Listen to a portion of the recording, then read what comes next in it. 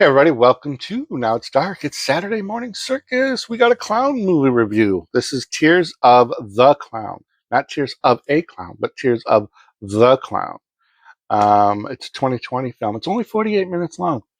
Directed and written by Miles Bellar. Also writing credits go to Andrew Kramer and Holden Kramer. And it is not really well rated on IMDb, so that score doesn't really make too much sense to go over because there's only 22 reviews. The cast is a lot of people without IMDb profile pictures, which typically is a red flag for me.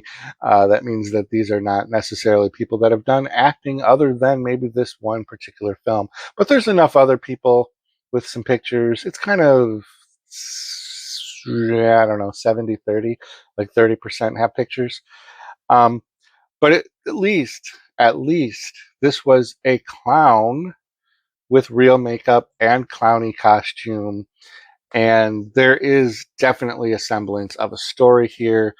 Um, so I give this movie, of some of my recent watches of Tubi clown movies, because that's where I did watch this on Tubi, of course.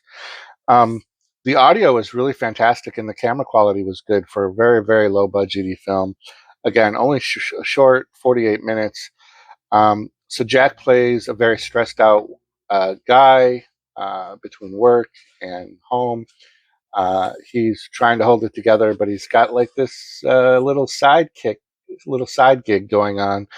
Um, very very much a descent into madness type of a deal, but it's already established that there's a clown serial killer in town. It's mentioned in conversation by other characters once in a while, and I don't think it's a big surprise. I don't think I'm spoiling anything when we find out that Jack is the serial killer. Um, but it was an interesting take. There's definitely some dialogue that seemed maybe like the scenes were a little ad libbed. Some of the acting is a little, um, overacting or underacting, based. I don't know how you want to look at it because these aren't all like top guys, but the settings are good. Like they use real good. Like when we're looking at Jack at work, he's actually in some office. So if this is where in real life he works and they got permission to shoot in the boardrooms or the offices or whatever, at least it was like the actual things. We weren't trying to buy into the location. It was there. And then the home, and then there's some outdoor areas. The kills are very weak, but he does ride a unicycle. I thought that was kind of clowny, and I appreciated that. So it's interesting that this Jack character, like, what was his, what was the backstory of how he learned to ride a unicycle and where he came up with this split personality type thing with the clown persona, that fascinated me.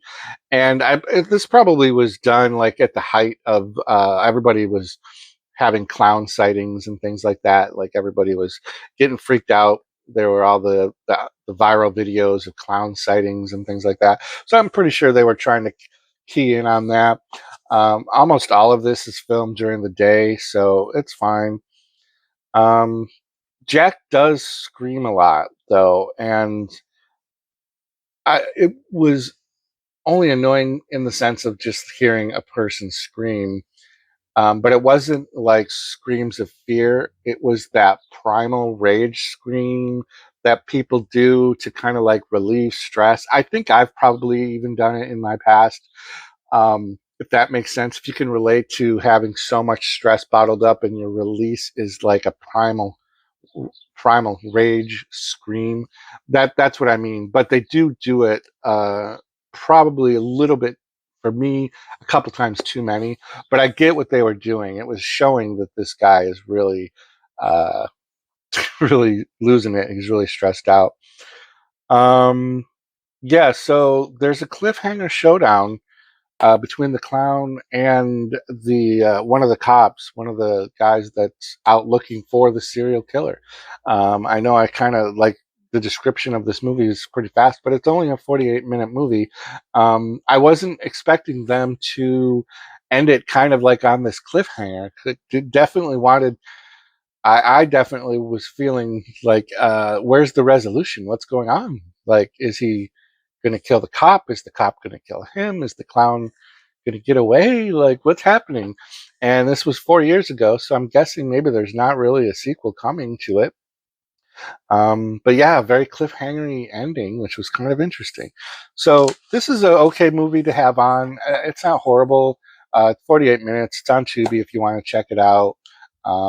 It's something maybe good just to have on in the background while you're making breakfast or something. I don't know.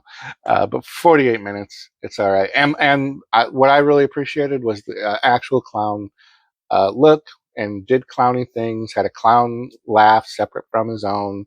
The character of Jack definitely was into it. He took this role very seriously, and you could see that he was doing a good job conveying the stressed nature and where the split starts happening and things. So yeah, that's going to do it for today's Saturday Morning Circus. Keep checking back to the channel for more great stuff. Row 18, plot 20.